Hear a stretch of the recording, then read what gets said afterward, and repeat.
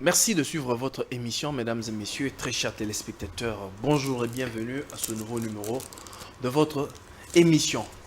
Vous allez peut-être vous poser la question et si c'est toujours la même émission, mais soyez-en sûrs que nous avons juste changé de look. Alors, mesdames et messieurs, très chers téléspectateurs, aujourd'hui sur ce plateau, je reçois l'homme des dieux que vous avez l'habitude de suivre sur ce plateau. L'homme des dieux, Yvan Ilunga. Mais avant de pouvoir entrer dans le vif de notre émission, je tenais tout simplement à dire, parce que l'émission d'aujourd'hui fait suite carrément à l'émission précédente, parce que nous avions parlé sur le temps des nations, et aujourd'hui nous allons devoir parler sur les 7 temps prophétiques de l'Église des nations. Donc c'est tout autour de ce thème que nous allons devoir parler aujourd'hui. Alors, bienvenue, homme des dieux, et bonjour et bienvenue. Bonjour, merci mon frère Jules. Alors, nous allons directement entrer dans les vifs. Si peut-être dans 2 minutes, c'est un peu de faire une petite récap de la précédente émission sur le temps des nations. Ok, dans la précédente émission, nous avons discuté autour de l'expression les temps des nations, partant de ce que le Seigneur a exprimé dans Luc chapitre 21, précisément au verset 24, quand il dit que Jérusalem sera foulée aux pieds jusqu'à ce que le temps des nations soit accompli. Et nous avons ressorti les 2 applications de ce que la Bible appelle les temps des nations. Et nous avons vu premièrement que les temps des nations, c'est par rapport au règne des nations. Ça, c'est le premier volet. Et le deuxième volet, les temps des nations, c'est aussi par rapport au temps du salut pour les nations. Pour ce qui concerne les temps du règne des nations, comme nous le savons tous, le royaume a été retiré à la famille de David par le royaume de Babylone, qui a fait la guerre et a amené les Juifs en captivité. Et depuis, la prophétie a révélé que le royaume allait passer entre les mains de 4 nations principales, dont les Babyloniens, le Mède et le Perse, les Grecs ensuite et enfin le Romain. Ce qui ressort dans l'image de la statue de Nabuchodonosor et des 4 animaux que Daniel a vus dans Daniel 7. Et ces 4 royaumes vont donc marquer 4 époques qui subdivisent donc ces temps des nations par rapport au règne. Donc jusqu'à ce que le fils de David, entendu ici Jésus-Christ, vienne relever la maison de David, rétablir le royaume d'Israël, tous ces temps-là, c'est les temps des nations, donc ça va aller jusqu'après l'enlèvement. Mais quand nous parlons du temps du salut pour les nations, là nous parlons de l'église des nations, c'est-à-dire du temps où Dieu traite avec les nations pour les saluts. À ce moment-là, Dieu a cessé de traiter avec Israël. Après le rejet de Christ à la croix, Dieu a jeté un regard, comme cela est dit dans Actes des Apôtres, chapitre 15, verset 14, vers les nations pour se choisir un peuple qui porte son nom. Et c'est à ce titre que nous avons fait voir qu'il y a une démarcation qu'il faut remarquer entre quand Dieu traite avec Israël et quand Dieu traite avec l'Église des nations. Quand Dieu traite avec Israël, il traite avec Israël en tant que nation. Israël, c'était une nation mise à part, séparée des autres nations. À ce titre, Dieu traitait avec eux comme une nation. Et le salut pour eux, c'était le salut de manière collective. Collective. C'est-à-dire, Dieu voyait Israël. C'est pourquoi même quand la femme syrophénicienne dans Matthieu 15 demandait à Jésus de délivrer sa fille, Jésus lui dira, je n'ai été envoyé qu'aux brebis perdues de la maison d'Israël. Mais quand Israël n'a pas reconnu le temps où il a été visité, n'a pas reconnu son roi, n'a pas reconnu le Christ et l'a crucifié à la croix par le truchement des Romains, disant que son sang retombe sur nous et sur nos enfants, Jésus a dit que il ne restera pas pierre sur pierre qui ne soit renversé. Donc Jérusalem sera investie par les armées et sera détruite. C'est-à-dire qu'il serait amené en captivité comme du temps de Babylone. Et cette fois-ci, c'est sous les Romains. Et nous connaissons que c'est le général Titus qui a accompli donc cette prophétie de Daniel. Mais avant ça, le Saint-Esprit a été donné à l'Église après l'ascension de Christ, sa résurrection et son ascension, et pour marquer les débuts de l'Église, qui commence à Jérusalem, et puis en Samarie, et puis chez les nations, chez Corneille, à Césarée. Et c'est avec l'apôtre Paul que finalement, quand les Juifs ont rejeté l'Évangile, que Paul a dit, alors nous nous tournons vers les nations. Et l'apôtre Paul parlera alors de ce temps où Dieu va appeler du milieu des nations un peuple qui porte son nom, et ce qu'il a appelé la totalité des nations, la totalité des païens, ou la plénitude des nations, qui va marquer donc cette période où Dieu appelle du milieu des nations. Et quand nous disons les nations ici, Israël est compris. Parce qu'ici, maintenant, Dieu traite avec des individus. Il appelle aussi bien les Juifs que les Grecs. Parce que la Bible dit, dans 1 Corinthiens chapitre 12, verset 13, que nous avons tous, en effet, été baptisés dans un seul esprit, soit juifs, soit grecs, pour former un seul corps. Soit esclaves, soit libres, nous avons tous été abreuvés d'un seul esprit. Ainsi, et les Juifs et les Grecs forment un seul corps, appelé l'Église. Donc, dans ce corps-là, on n'y entre pas à titre de nation. Vous n'êtes pas sauvé parce que vous êtes Congolais, ou parce que vous êtes Français, ou parce que vous êtes Américain. Dieu vous sauve en tant qu'individu. Il vous appelle en tant qu'individu à entrer dans son corps par le Saint-Esprit afin de devenir membre à part entière de ce corps-là. Donc, de cette nation, de cette église que Jésus avait annoncé devoir bâtir, quand il a dit à Pierre, sur ce roc, je bâtirai mon église. Homme de Dieu, par là, je voulais que vous puissiez essayer d'éclaircir un peu quelque chose.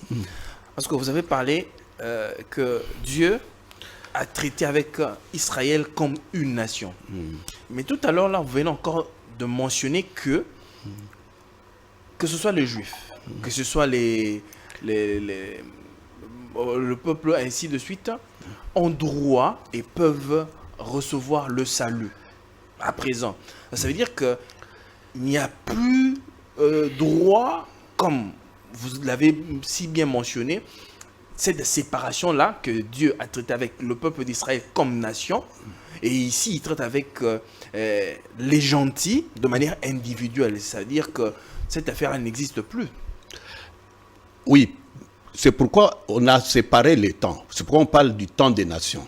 J'ai fait les parallèles avec le royaume pour que vous compreniez qu'il y a un temps où Israël était un royaume sous David, jusqu'au moment où Dieu lui retire le royaume à cause de son infidélité vis-à-vis de l'adoration d'un seul Dieu.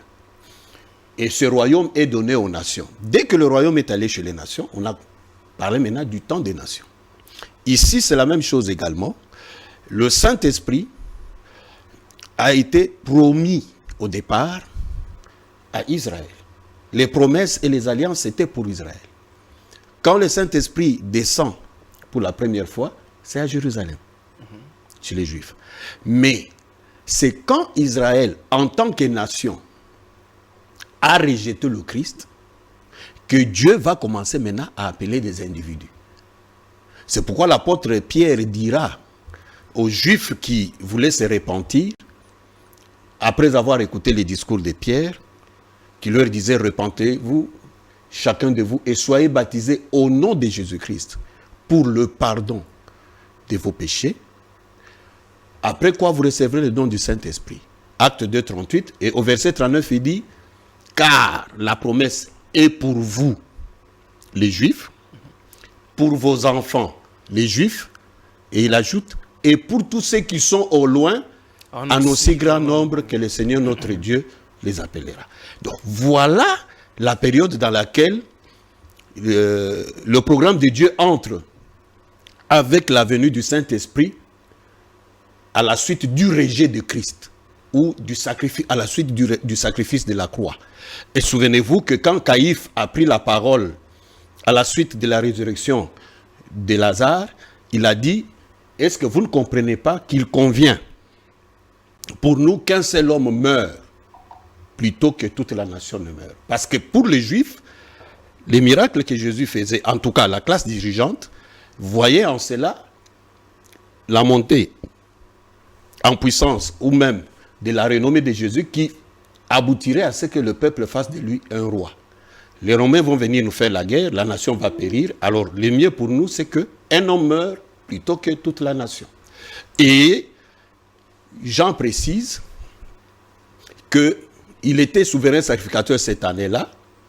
Donc, en tant que souverain sacrificateur, il a prophétisé sur Jésus-Christ qui devait mourir pour la nation. Et non seulement pour la nation, entendu ici Israël, mais aussi pour rassembler, nous sommes dans Jean chapitre 11, verset 52, tous les enfants de Dieu dispersés dans un seul corps. Donc c'est ce temps où Dieu rassemble, appelle ses enfants à recevoir le Saint-Esprit, à former ce corps qui est l'Église, ces gens venant de toutes les nations, quelles que soient les origines, Israël y compris, que nous avons maintenant ce qu'on appelle les temps de l'Église. Et cette Église, donc, comme vous allez le remarquer, a comme dominante les nations. Elle est composée de plusieurs nations et non d'une seule nation. Okay. Mais après que Dieu ait terminé de traiter avec cette Église, comme l'apôtre Paul l'a dit dans Romains 11, 25, Israël, une partie d'Israël est tombée dans l'endurcissement, dans l'incrédulité, jusqu'à ce que la totalité des païens soit entrée. Donc la plénitude des nations soit entrée. Dès que le dernier sera entré, Dieu boucle donc ce temps de l'Église des nations, et alors il va se tourner à nouveau vers Israël, avec lequel il va traiter encore comme une nation. C'est alors que, quand vous lisez dans Romains 9, l'apôtre Paul cite Ésaïe qui a dit que si Dieu ne nous avait pas laissé un reste, nous aurions disparu comme Sodome et Gomorrhe. Donc il y a un reste d'Israël qui sera sauvé. Donc tout Israël sera sauvé en termes de reste. Et c'est ce que nous retrouvons dans l'Apocalypse. Les 12 000 par tribu qui forment les 144 000. Là, Dieu reprend le cours de son programme avec Israël comme nation. Mais pendant le temps qui va de la croix jusqu'à l'enlèvement de l'Église, Dieu traite avec des individus venus de plusieurs nations qui sont appelés, de manière individuelle, qui sont appelés à recevoir le Saint-Esprit pour former un seul corps qui est l'Église de Jésus-Christ. Très bien.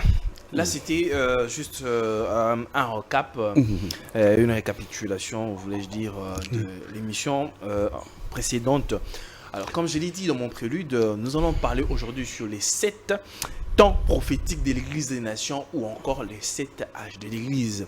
L'homme de Dieu va devoir nous expliciter en long et en large au cours de cet entretien. Homme de Dieu, ouvrons alors cette émission par cette question. Elle est un peu tendancieuse d'une certaine façon parce que plusieurs se posent et plusieurs se demandent. Et on parle de 7 temps prophétiques de l'Église des Nations, mais 7 âges de l'Église. Mais on accuse d'une certaine façon le prophète William Branham d'avoir plagié, d'avoir copié scrupuleusement cette notion des âges de l'Église, les 7 temps prophétiques de l'Église, par Larkin, Clarence Larkin. Pouvez-vous nous éclaircir un peu sur la question? Bon, nous devons être assez prudents dans les affirmations, de peur de verser dans la calomnie. les plagiats, ça suppose copier l'œuvre d'un autre et les mettre à son actif. C'est ce que ça veut dire plagiat. En science, quand vous produisez un travail scientifique, un ouvrage, une recherche, un article, la paternité vous revient. Mais les choses que vous dites dans votre article, dans votre ouvrage, dans l'objet de votre recherche ou votre production scientifique, reposent sur des sources multiples.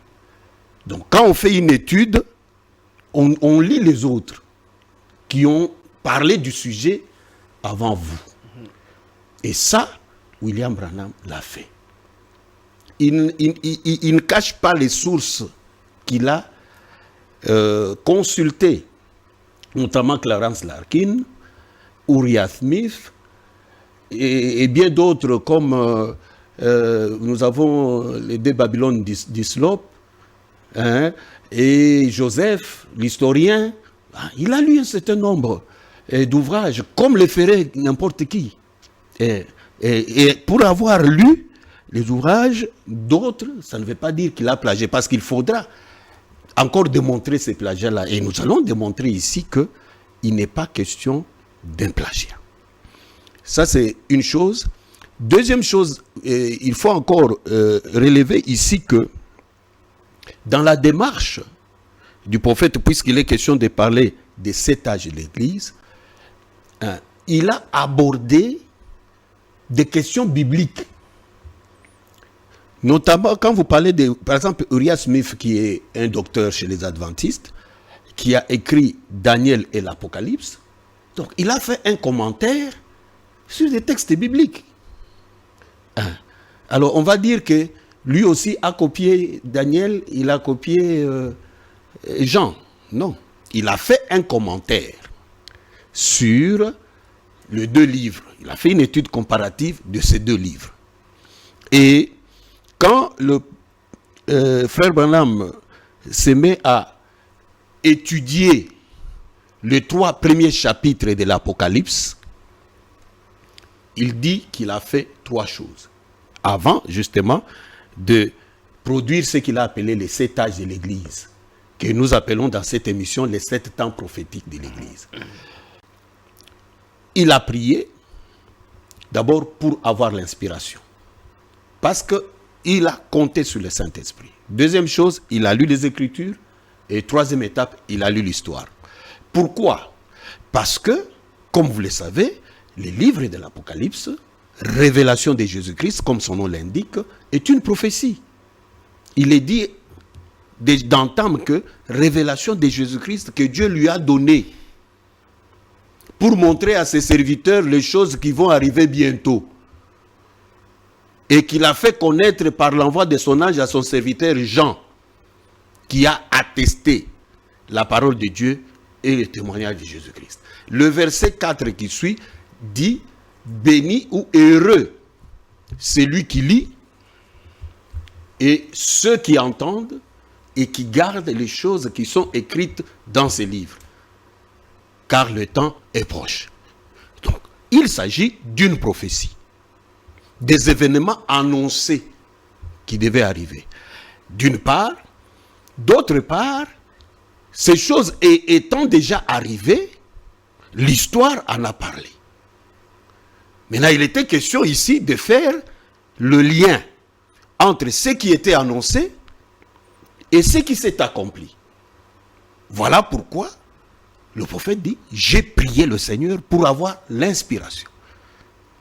Et l'inspiration lui a permis, le Saint-Esprit lui a permis de voir ce qui avait été annoncé et consulter maintenant l'histoire pour voir comment cela s'est accompli. Bon, dans cette démarche-là, évidemment, il devait lire ce que les historiens les plus objectifs ont narré, ont raconté de l'histoire de l'Église.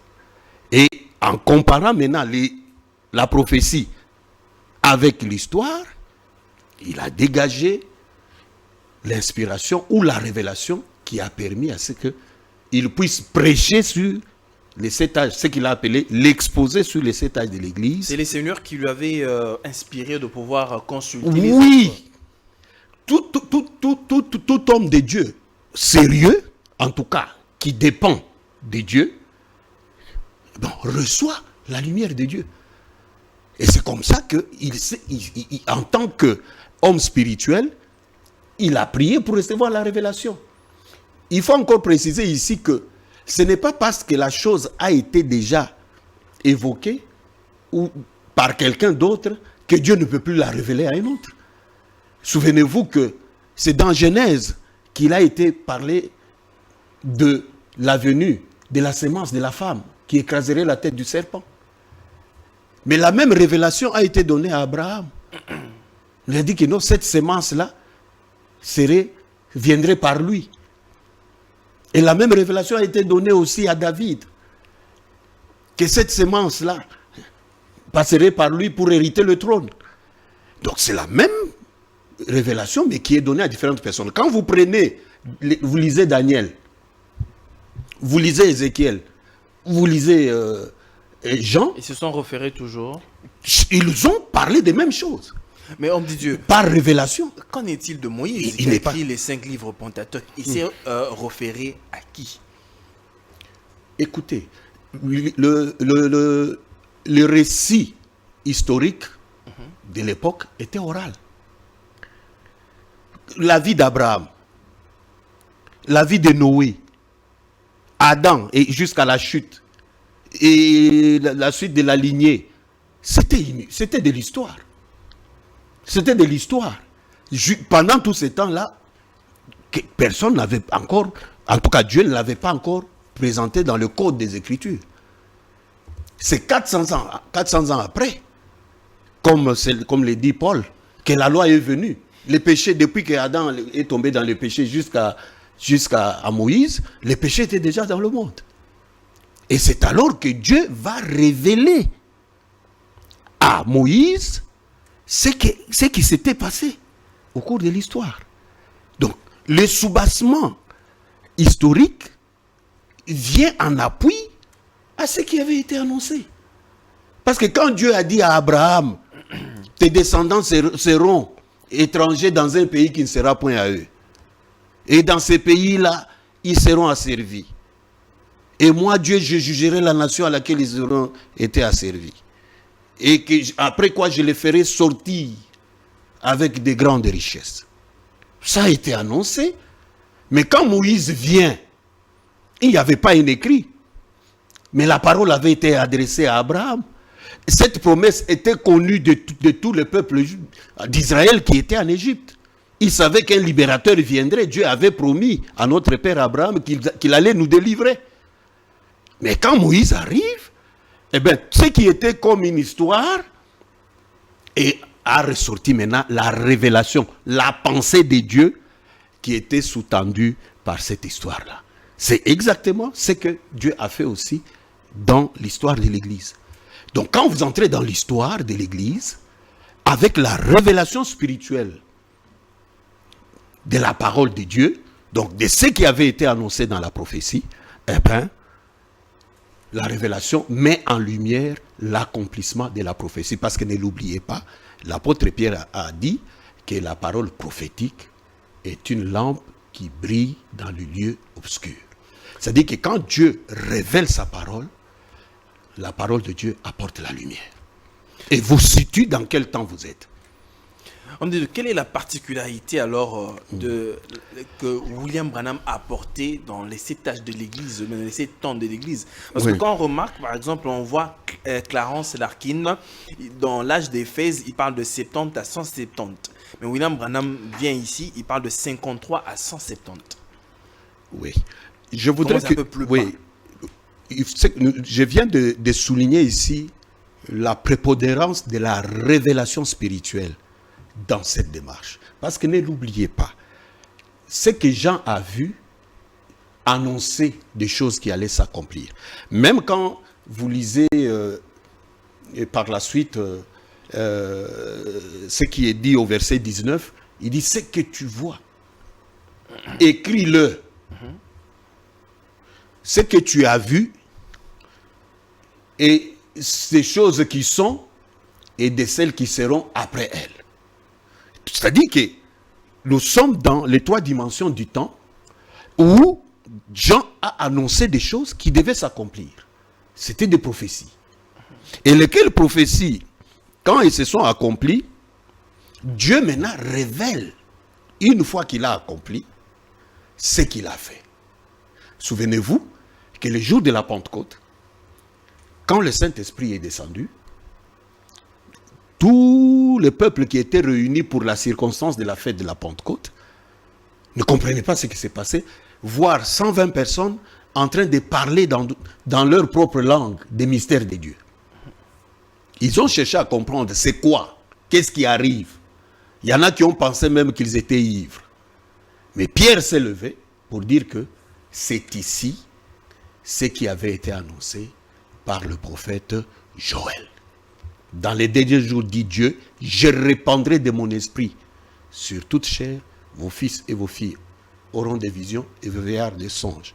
Oui, dit l'Éternel, je répandrai de mon esprit sur toutes ces dons, sur vos serviteurs et sur vos servantes. Et il a confirmé donc l'accomplissement d'une prophétie. C'est ça l'élément spirituel qui ressort. Et ce n'est pas seulement le fait de lire l'histoire ou de lire des livres, mais ici il est question de ressortir ce que Dieu a fait et comment il l'a fait. Et c'est comme ça, j'en arrive maintenant à votre question. Qu'est-ce que Dieu a annoncé et qu'est-ce que Dieu a fait? Dieu a dit à Jean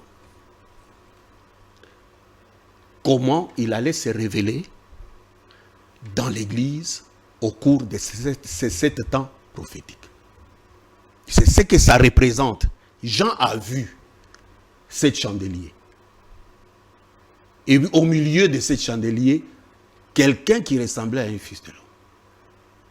Sa tête et ses cheveux étaient blancs comme la neige, comme la laine. Ses yeux et ses pieds, ses yeux comme des flammes de feu, ses pieds comme des reins ardents, qui étaient comme brûlés dans un four. Il a vu par la suite que cet homme qui était vêtu d'une longue robe, avec une ceinture d'or à sa poitrine, avait dans sa main droite cette étoile. Sa voix était comme le bruit des grandes eaux.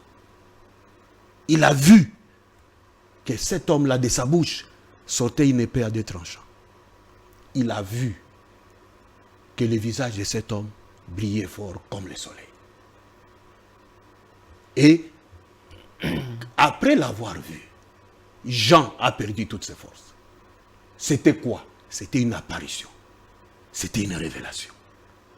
Et ensuite, celui qui lui est apparu lui redonne la force et lui dit, ne crains point.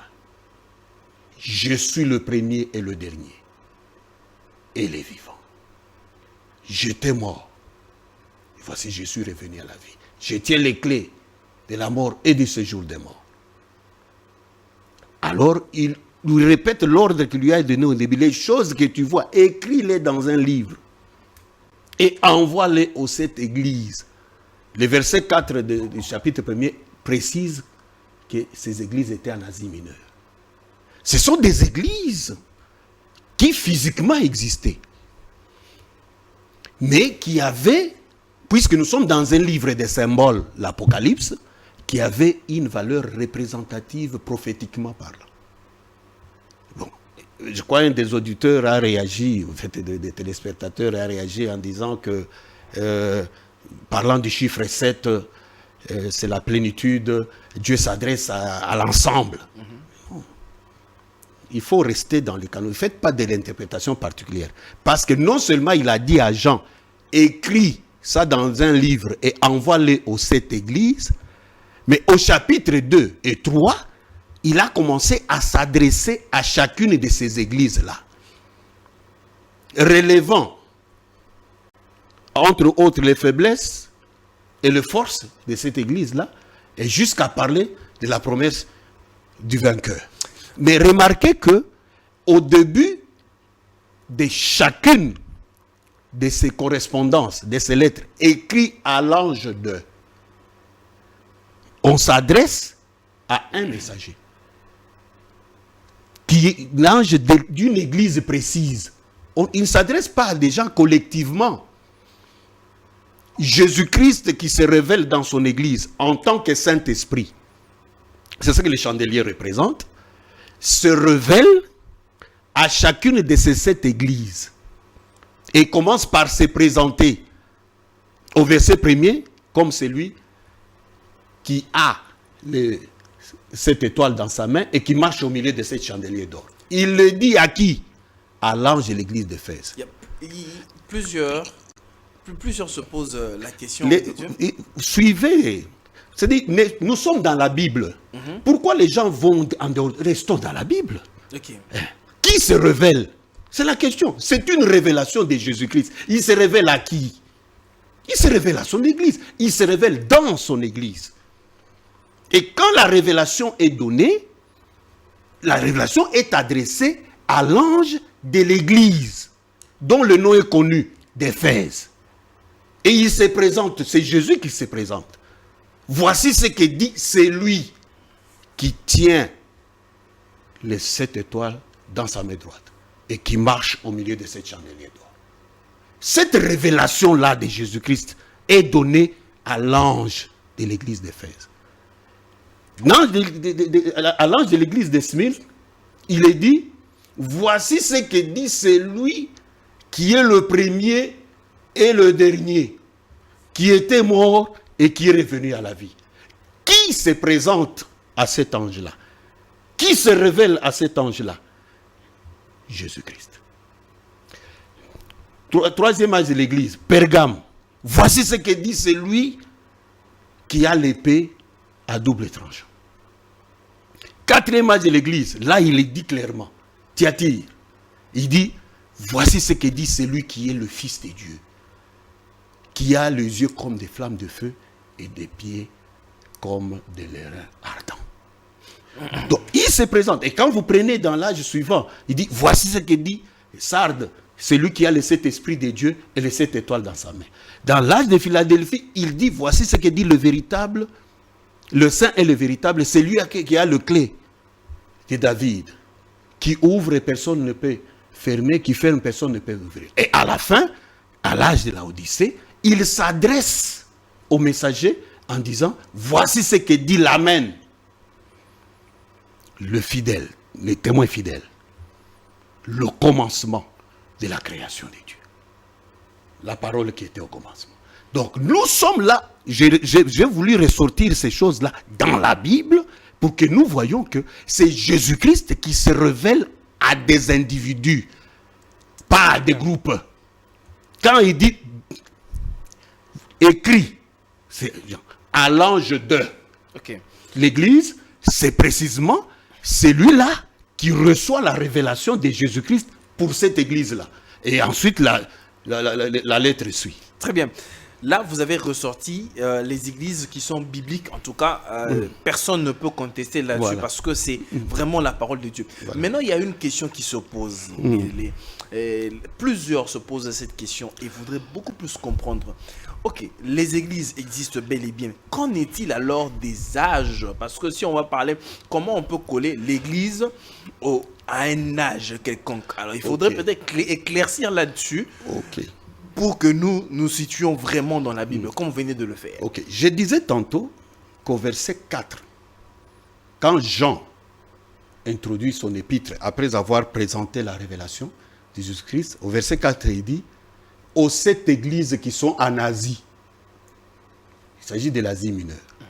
Donc ces églises-là se trouvaient en Asie. Il ne s'adresse pas à l'église de Jérusalem. Au verset 11, quand il entend la voix, une fois ravi en esprit, il lui est dit, ce que tu vois, écris-le dans un livre et envoie-le. Et les églises sont citées.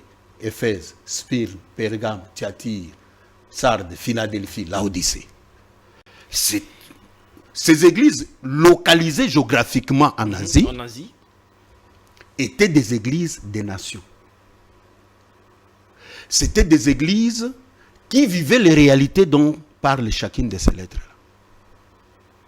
Et ce qui a été ainsi dit pour chacune de ces églises était une représentation de la réalité spirituelle, prophétique, qui devait traverser l'église, corps de Christ au cours de cet âge de l'église.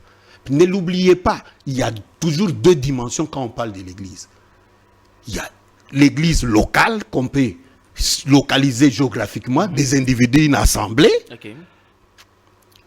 Là, c'est une église locale, mais qui est une représentation de l'église corps, qui est une église spirituelle, qu'on appelle le corps mystique du Seigneur Jésus-Christ.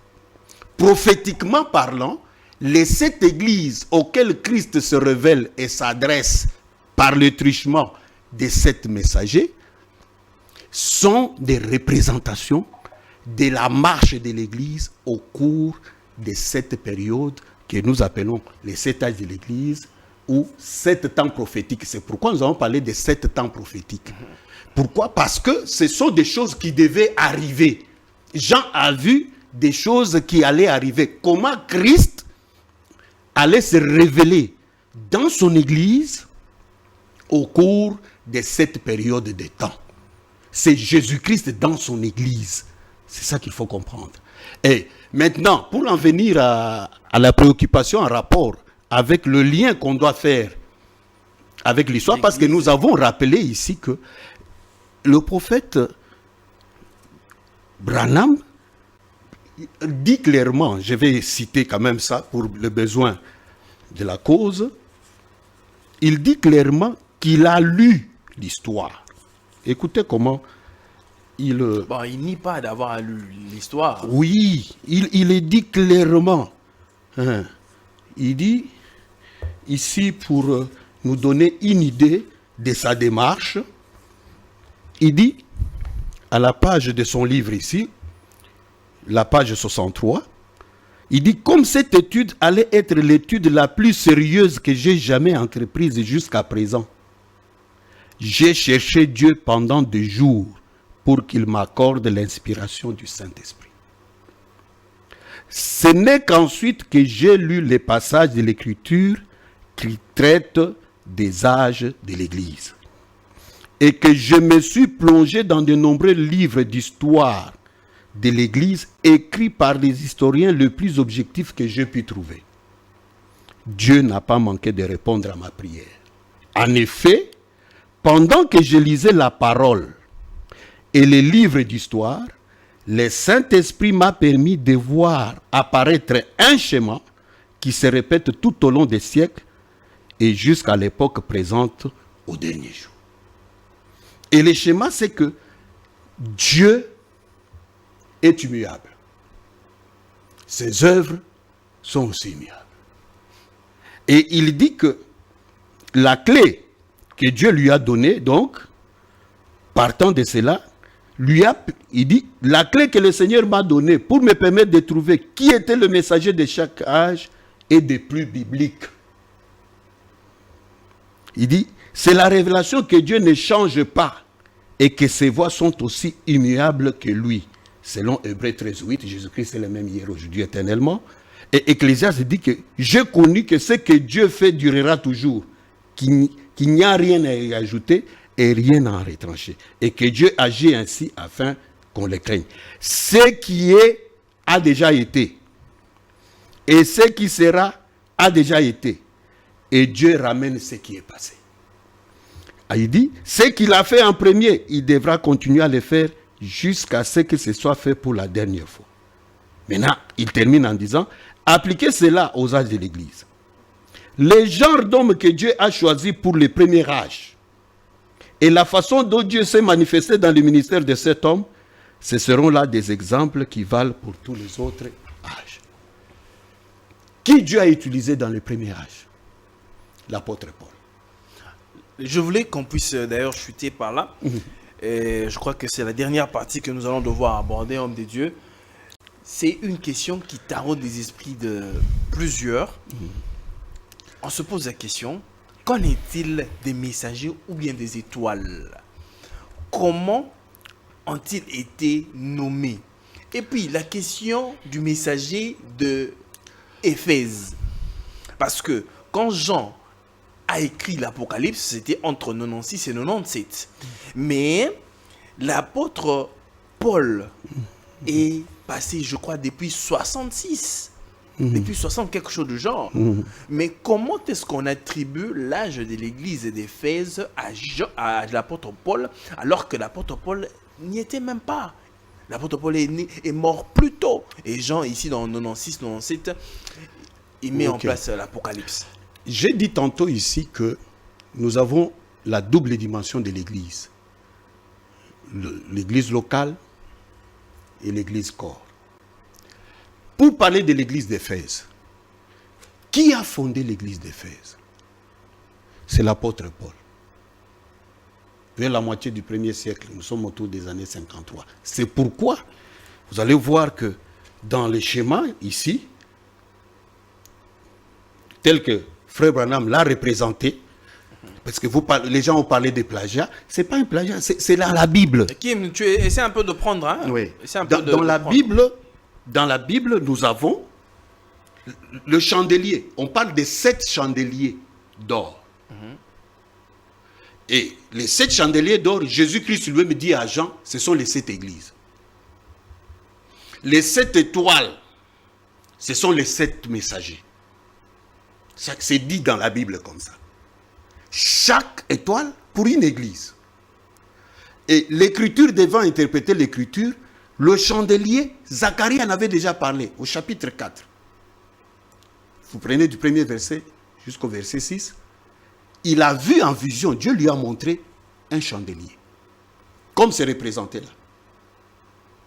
Et le message était adressé à Zorobabel pour dire que ce n'est ni par la force, ni par la puissance, c'est par mon esprit, dit l'Éternel des armées. Donc, c'est le Saint-Esprit dans l'Église. Ça n'a pas besoin de faire de savant. Maintenant, le Saint-Esprit dans l'Église travaille avec les messagers. C'est comme ça que tout part avec Paul. Maintenant, nous avons Paul comme fondateur de l'Église d'Éphèse en 53, comme le prophète a dit. Donc, nous avons un repère historique qui permet de marquer les débuts de l'âge d'Éphèse. Nous avons une église que Paul a fondée, l'église d'Éphèse. Et l'église d'Éphèse, quand elle a été fondée, l'Apocalypse n'a pas encore été donné à Jean. Et dans Actes des Apôtres, nous avons, dans Actes 19, comment Paul a trouvé 12 personnes qu'il a amenées au baptême du Saint-Esprit. Voilà comment l'église d'Éphèse a commencé. Et il a fait 3 ans à Éphèse. Et quand il quitte Éphèse au chapitre 20, il dit avoir annoncé tous les conseils de Dieu. Et il annonce même ce qui va arriver après lui. Il dit, des loups cruels vont s'introduire au milieu de vous. Et du milieu de vous, il s'élèvera des gens qui vont enseigner des choses pernicieuses.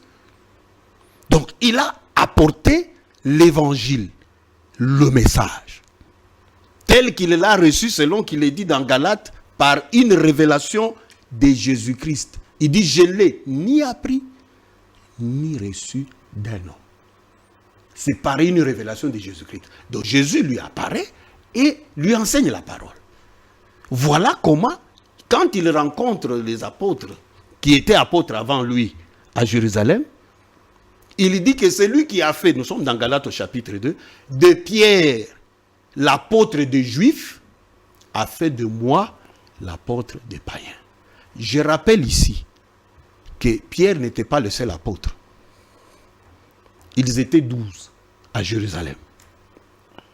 Et quand Paul parle, quand ils sont montés à Jérusalem dans Acte 15, Paul est accompagné de Barnabas. Mais il fait un distinguo clair entre Pierre et les autres apôtres, entre lui et Barnabas, en précisant que l'évangile pour les Juifs a été confié à Pierre. Quand Dieu envoie la parole, il la donne à un seul homme. Les autres apprennent de lui. C'est ça ce que Dieu a fait dans tous les âges. Et c'est ce qu'il a fait encore dans les âges de l'Église. C'est comme ça que quand l'apôtre Paul vient avec la révélation de Jésus-Christ, il dit qu'il a posé le fondement comme un sage architecte. Les autres vont venir bâtir dessus. Et que chacun fasse attention à la manière dont il bâtit. Donc il a reçu l'entière révélation de Jésus-Christ ou de la parole pour l'Église des nations. Exactement comme Jésus l'avait dit à Pierre, heureux tu es Simon, fils de Jonas, car ce ne sont ni la chair, ni le sang qui t'ont révélé qui je suis, que je suis le Christ, le Fils du Dieu vivant. C'est mon Père qui t'a révélé cela. Et sur cette révélation que tu as reçue, je vais bâtir mon église. Comment les gens sont appelés? Il a dit, Jésus, dans Jean chapitre 6, que nul ne peut venir à moi si le Père qui m'a envoyé ne l'attire premièrement.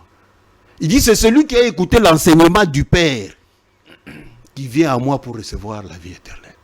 Voilà comment, dans chacun de ces âges ici, comme avec l'apôtre Paul a dit lui-même que quand il a plu à celui qu'il avait mis à part, dès le sein de sa mère, de révéler en lui son Fils, Jésus-Christ, il n'a pas consulté la chair, il n'a pas consulté le sang. Mais Branham n'a fait qu'aussi attester ce que les écrivains ont écrit. Bon, c'est le Saint-Esprit. Le problème que vous avez, tous ceux qui parlent comme tu parles là, c'est parce qu'ils ne voient que des hommes. Qui était Moïse? Moïse était un prophète. Pourquoi? Parce que Dieu parlait par Moïse. Qui est Paul? L'apôtre Paul, qui est Paul? Paul, c'est l'homme à qui Dieu a parlé pour l'Église des nations. Donc un homme qui vient avec la parole de Dieu et qui la manifeste par le Saint-Esprit, pas par l'intelligence. Et cela impacte les vies des gens. Je parle de la parole de Dieu. C'est ça qui donne les repères.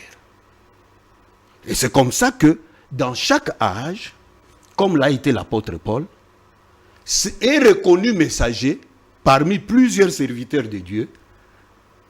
C'est lui dont l'influence par le ministère qu'il a reçu de la part de Dieu, de la parole manifestée, marque cette période de temps. C'est comme ça que, par exemple, quand vous prenez le deuxième âge de l'Église, il y avait Polycarpe. Parce que quand Paul a fondé l'Église d'Éphèse, après, Jean aussi a dirigé l'Église d'Éphèse. Avant justement d'aller se retrouver, quand il s'est retrouvé de l'autre côté pour recevoir la révélation. Et le début d'un âge, c'est pas parce que Jean est venu après que Paul soit mort que ça annule le fait que Paul était le messager. Ça n'a pas de fin. Non. Quand Moïse écrit, les Abraham étaient déjà morts.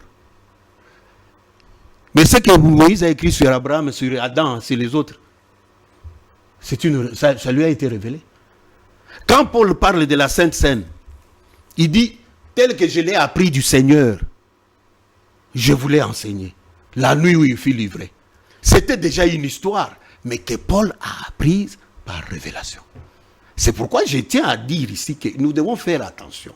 L'apôtre Paul nous a mis en garde. Il dit que quand je suis venu, il parle aux Corinthiens, chapitre 2. Quand je suis venu vous annoncer les témoignages de Dieu, je ne suis pas venu avec la supériorité des langages. Je ne suis pas venu avec la supériorité de la sagesse humaine. Ma parole et ma prédication n'ont pas reposé sur les discours persuasifs de la sagesse humaine, mais plutôt sur la manifestation, la démonstration de l'esprit et de la puissance de Dieu, afin que votre foi ne repose pas sur la sagesse de l'homme, mais plutôt sur la puissance de Dieu. Donc ici, quand nous parlons tel que nous parlons, puisque nous devons montrer ces liens-là, nous voulons que la chose soit perçue du point de vue de l'Esprit de Dieu. C'est-à-dire que quand on a consulté l'histoire, l'homme par qui Dieu a marqué, par le ministère qu'il a manifesté dans cet homme-là, la période-là, la parole qui a marqué cette période-là, ça fait que cet homme-là, l'influence de son ministère démontre que c'est lui l'étoile. C'est lui le messager. puisque c'est lui qui a influencé. Ah, c'est comme ça que l'Église. les messagers ont été C'est comme ça qu'ils ont été choisis. C'est Donc, pourquoi l'autre fois, l'influence de leur message. c'est le Saint-Esprit. Qu'est-ce que le Saint-Esprit a manifesté comme parole et comment il l'a fait par cet homme? Et Paul était caractérisé par 3 choses. Son ministère était caractérisé par la fidélité absolue à la parole, la manifestation par le Saint-Esprit de la parole parlée et écrite, et 3, par les fruits du ministère. Quel type de chrétien ce ministère-là a produit? Par cette parole-là sur toute la période. Et c'est comme ça que l'âge d'Éphèse a été marqué par le ministère de Paul. La parole qu'il a apportée, c'est ça qui a... Mais vous allez remarquer que dans chaque âge, nous avons 3 moments. Il y a l'éloge. Donc, c'est-à-dire, Dieu s'adresse aux bons, ceux qui sont dans le bon. Il fait l'éloge de l'Église. Ensuite, il fait la réprimande. Parce qu'il y a dans chaque période, ici nous parlons de l'Église en tant que corps, on ne parle plus d'une seule Église locale, où on a et ceux qui ont le Saint-Esprit et ceux qui ne l'ont pas reçu mais qui se réclament être des chrétiens. Dieu parle aux 2 catégories. Et à la fin, il dit que celui qui a des oreilles pour entendre ce que l'Esprit dit aux églises, entendre. À celui qui vaincra, voici la récompense.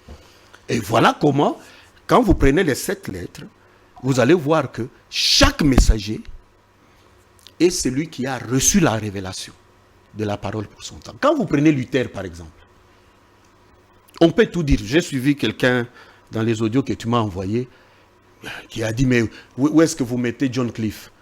Où est-ce que vous mettez les Zwingli et les autres, ainsi de suite? Les Jean Hus. Le fait qu'il y ait, que Dieu s'adresse à une personne, ça n'efface pas les autres. Quand Paul dit que c'est lui qui a fait de Pierre l'apôtre des Juifs, il dit l'apôtre, ils étaient 12. Le message a été donné à Pierre, pas à eux tous. C'est Pierre qui avait la révélation. Paul était avec Barnabas. Mais qui avait la révélation? Paul. C'est ça qui fait la différence. Donc dans chaque période, on est plusieurs, Dieu se révèle à nous tous, mais quand il nous révèle la parole qui marque, qui porte la vie de l'Église dans cette période-là, qui amène les gens à revenir à Dieu et à la puissance du Saint-Esprit, cette parole-là est manifestée dans un seul. Alors, tous les autres se connectent à lui pour avoir les effets bénéfiques de ce même ministère. C'est comme ça que quand Luther est venu avec la justification, par la foi, Jean Hus en a parlé, mais par le ministère de Luther, le Saint-Esprit a manifesté cette vérité-là de manière à impacter la vie de plusieurs sur la durée. Quand vous parlez de la sanctification avec Wesley, c'est la même chose. Et quand on en arrive au dernier âge, le 7e, avec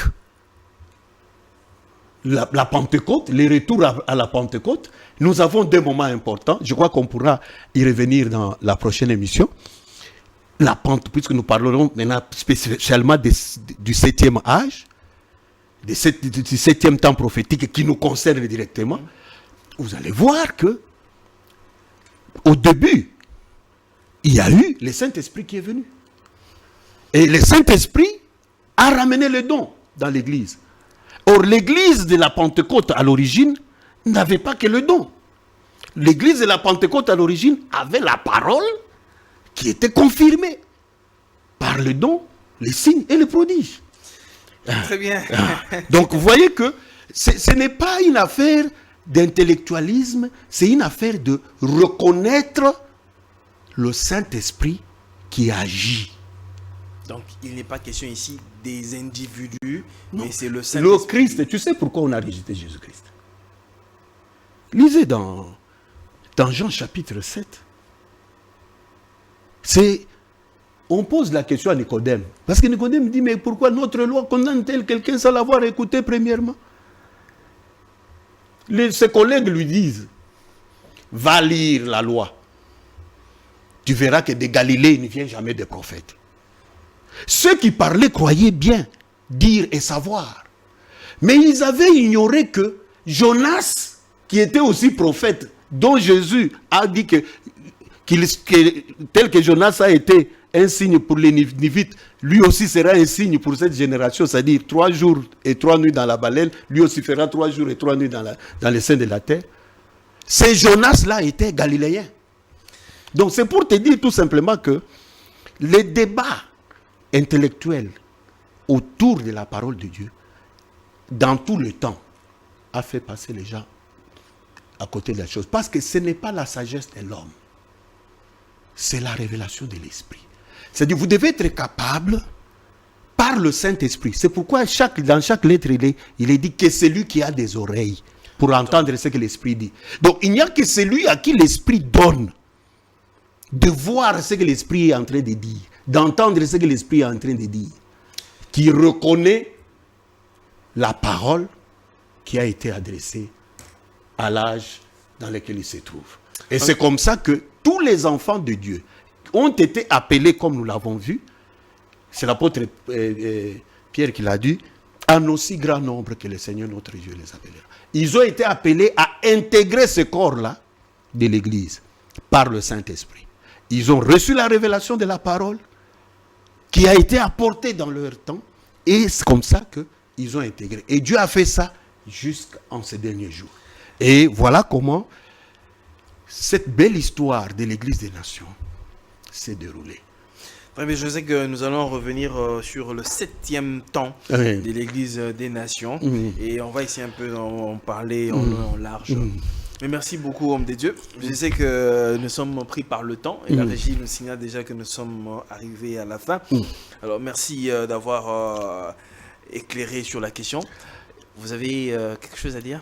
Oui, peut-être une petite conclusion à ce sujet.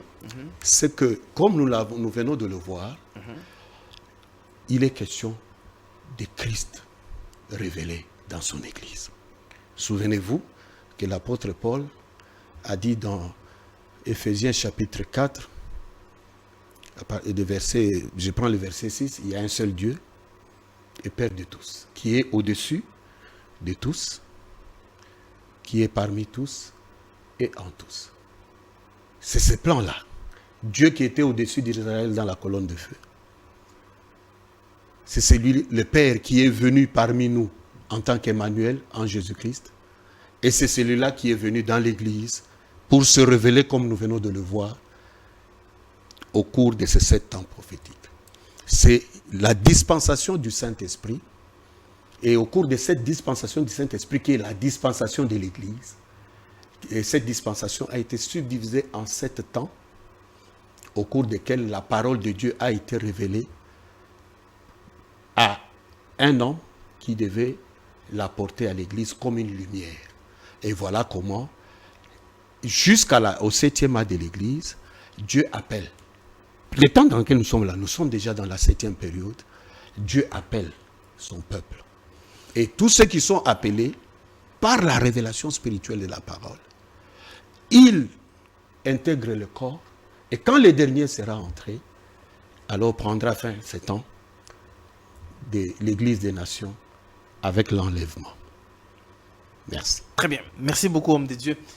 Merci Hakim pour la patience. Merci à Christian. Merci à vous qui nous avez suivis tout au long de cette émission.